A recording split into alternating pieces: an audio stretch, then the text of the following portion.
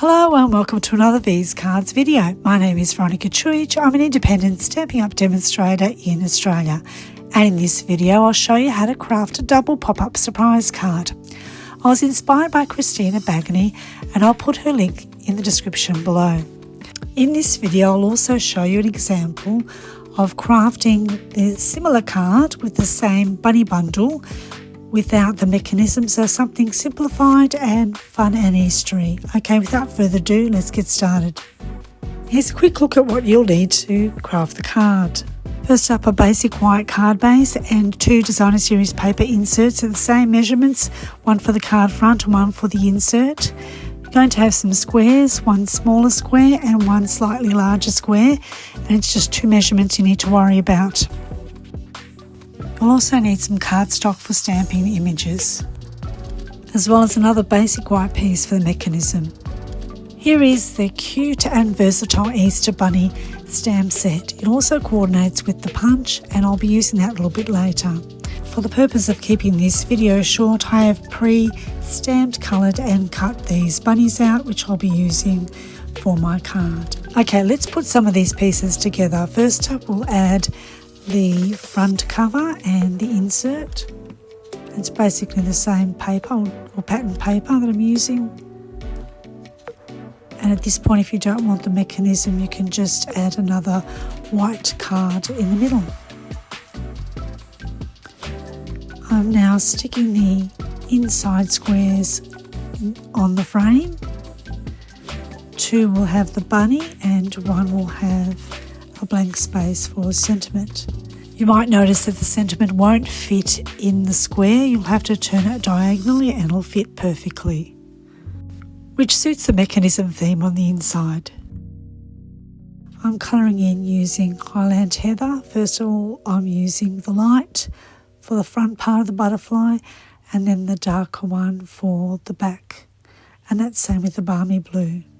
So I'm just using 2 colours here for this one butterfly, keeping it nice and simple, and layering onto the petal pink cardstock now. So a good motto to have is stamp before you stick. Here's the cute bunny punch that comes with the Easter Bunny stamp set as a bundle. It's so cute. I love that you can stamp and then really quickly punch out the shape without too much fuss. Now I have actually stamped on coloured card. I find that this way you don't have to do too much colouring. I did use watercolour pencils for this bunny and now I'm using the chalk marker to really add some more highlights. I don't end up using the bunny for this card, but I did want to show you an example of how you can use a punch and a stamp really quickly to make a card without doing too much colouring in.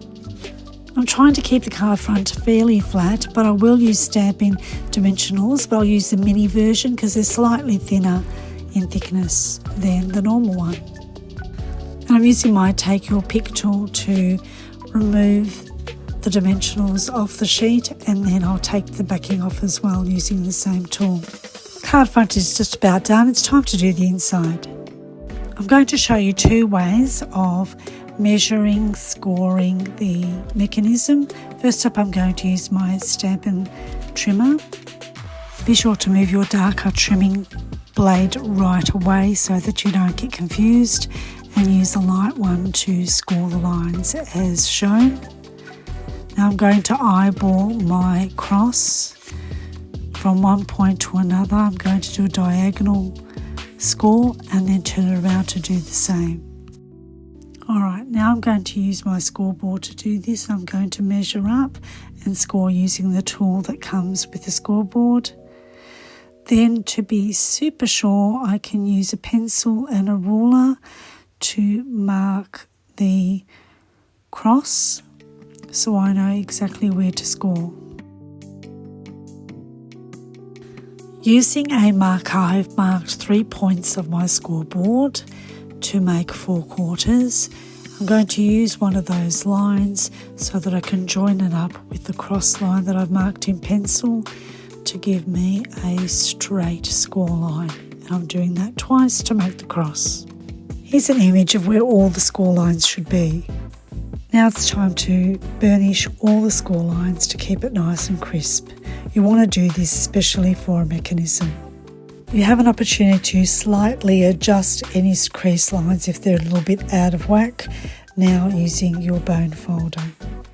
You now need to make an origami tent or rooftop fold. What you want to do is tuck the sides in to create a triangular shape and burnish that crease very carefully.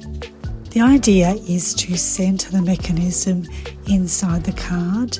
I eyeballed mine, but I will show you a way to centre it by halving and finding the centre point, marking with a pencil on both the mechanism and the inside of the card, and then lining up the two dots and adhering the glue, folding the card front, pressing down tightly, waiting for the glue to dry before opening up. If you don't wait for it to dry, you could accidentally move it out of place. You want to flatten everything to the left, but then you're going to fold down that tent part and adhere using liquid adhesive, just that small strip up until the score line. Flatten it and then close the back of the card onto the front and press down lightly. Do wait for it to dry and press down firmly again using your bone folder if you need to give it a nice sharp crease. At first it might not work, but keep practicing the fold and it should get used to folding in and out. Now we're going to adhere the two square panels onto part of that mechanism. You want to make sure that you're placing them fairly straight and even. I'm putting in my bunnies now. I'm going to add a carrot and also an Easter egg later on.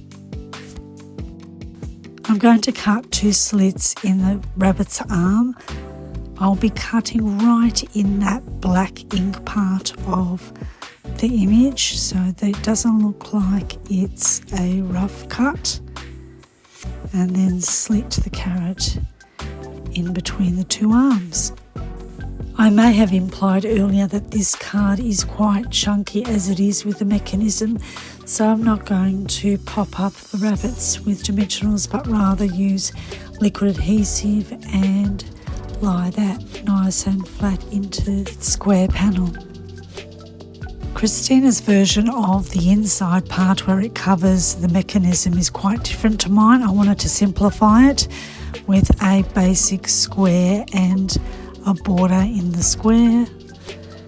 And you can either stamp a sentiment, and you do that before you attach it to the mechanism. When you're gluing, just make sure that you are not gluing over or on the score line. Make sure there's a space in between the card itself and the actual score line. You want to put your liquid adhesive around so that it's a house shape. You don't want to do those smaller upper triangles because that would ruin the mechanism and stop it from working. Again, press down firmly and wait a while for the liquid adhesive to dry. You must like this video because you're still watching it. Please take a moment to like it. And if you're not yet a subscriber, I invite you to subscribe and click on the bell icon to choose all so that you're notified for all my new upcoming videos.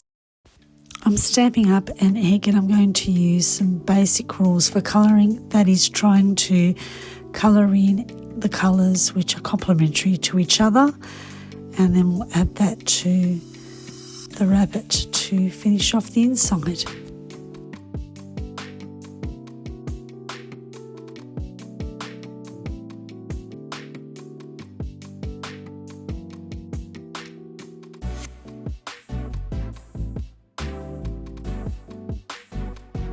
And to finish it off, why not use some bling? I'm going to use some iridescent rhinestones basic jewels. And here's a version of the card without the mechanism. Simply measure and cut two different rectangles, one slightly smaller than the other, to give you this look. This brings us to the end of the video. Thank you so much for watching. See you in the next video. Until then, take care and happy crafting.